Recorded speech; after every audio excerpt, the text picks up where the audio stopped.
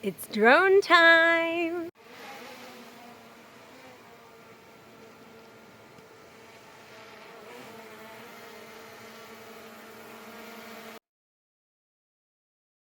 You will never believe what's just happened.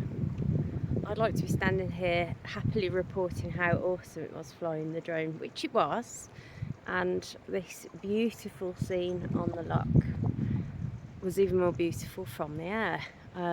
But we decided to do one last shot down the loch, was flying it backwards, and it's landed in a tree, a very big tree at that. We can't see it, it won't move, it says it can't take off. I'm currently packing up the car right now, and then we've got to try and work out what the plan is to try and rescue Buzz, our little drone, who is currently parked at the top of a very big conifer tree. I'm sure this happens to brand new drone flyers all the time, but it's still bloody annoying. I feel like right fools, but what can you do? We may be calling out some epic tree climber at this rate because we've got no ideas left.